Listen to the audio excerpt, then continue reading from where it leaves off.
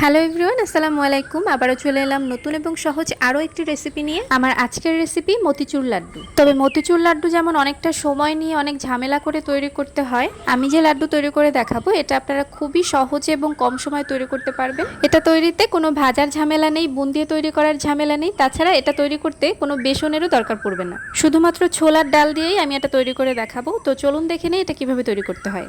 লাড্ডু তৈরি করার জন্য এখানে আমি ছোলার ডাল নিয়ে নিয়েছি 1/3 কাপ, অর্থাৎ 1 কাপের 3 ভাগের 1 ভাগ। এবার পানি দিয়ে ডালটাকে খুব ভালোভাবে কয়েকবার ধুয়ে নিচ্ছি।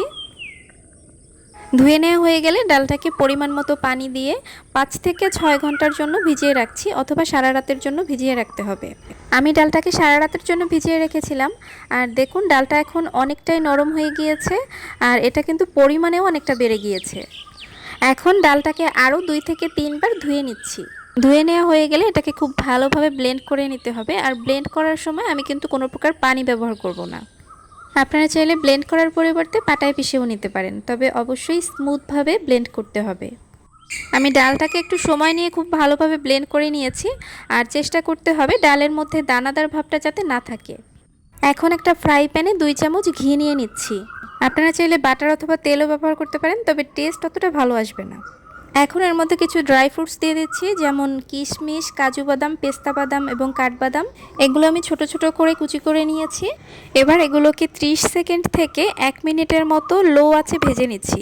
তবে এর থেকে বেশি 1 সেকেন্ডও ভাজবেন না, তাহলে কিন্তু এগুলো পুড়ে যেতে পারে। ভাজা হয়ে গেলে ড্রাই ফ্রুটসগুলো তুলে নিচ্ছি। এরপরে এই ঘিয়ের মধ্যেই ব্লেন্ড করে নেওয়া ছোলার ডালটা দিয়ে দিচ্ছি। এরপরে ডালটাকে নেড়ে চেড়ে পাতলাভাবে চারদিকে ছড়িয়ে দিতে হবে এবং এগুলোকে লো আঁচে ভেজে নিতে হবে প্রায় 12 থেকে 15 মিনিটের মতো।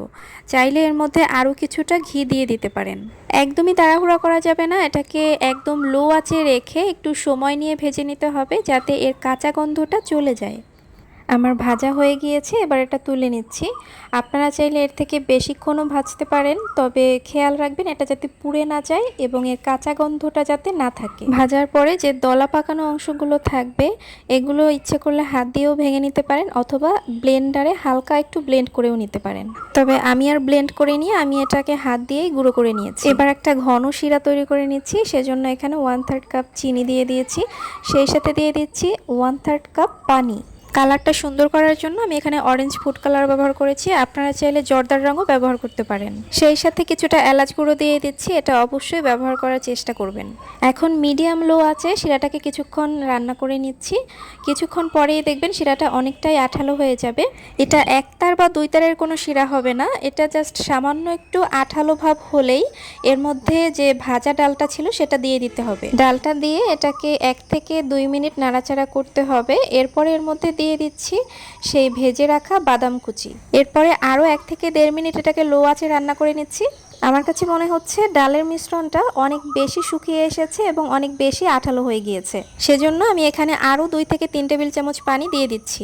পানি দেওয়ার পরে এটাকে আরও 1 থেকে 1.5 মিনিট রান্না করে নিতে হবে। এরপরের ঘনত্বটা যখন এমন হবে, আঠালো কিন্তু কিছুটা পানি থাকবে, তখন চুলাটা বন্ধ করে ঢাকনা দিয়ে ঢেকে রেখে দিতে হবে 20 থেকে 25 মিনিটের জন্য। প্রায় 20 থেকে 25 মিনিট পরে আমি ঢাকনা তুলে দেখাচ্ছি।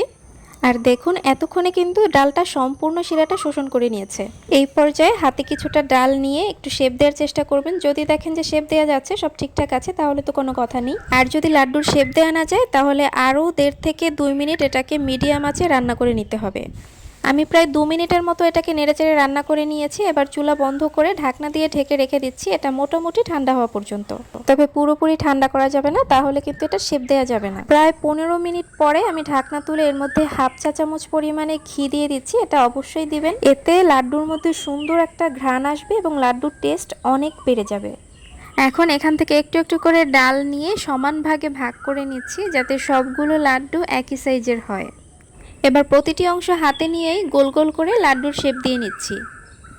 আমি যে কোনো রেসিপি চেষ্টা করি সহজভাবে দেখানোর জন্য, আর সেই ধারাবাহিকতায় বেসন দিয়ে বুন দিয়ে তৈরির ঝামেলা ছাড়া এবং ভাজার ঝামেলা ছাড়াই এই লাড্ডুটি তৈরি করে দেখালাম। রেসিপিতে দেওয়া টিপসগুলো ফলো করে আপনারা একবার হলেও বাসায় ট্রাই করে দেখবেন। আশা করছি সবার কাছেই ভালো লাগবে। এবার একটি লাড্ডু আমি হাত দিয়ে ভেঙে দেখিয়ে দিচ্ছি যে এটা কতটা সহজেই ভাঙা যাচ্ছে এবং এর ভেতরটাও কতটা সুন্দর হয়েছে। রেসিপিটি ভালো লাগলে লাইক করে বন্ধুদের সাথে শেয়ার করে দেবেন যাতে আপনার পাশাপাশি অন্যরাও শিখতে পারে। আর চ্যানেলে নতুন হয়ে থাকলে চ্যানেলটি সাবস্ক্রাইব করার অনুরোধ রইল। আগামী রেসিপি দেখার আমন্ত্রণ জানিয়ে বিদায় নিচ্ছি। আল্লাহ হাফেজ।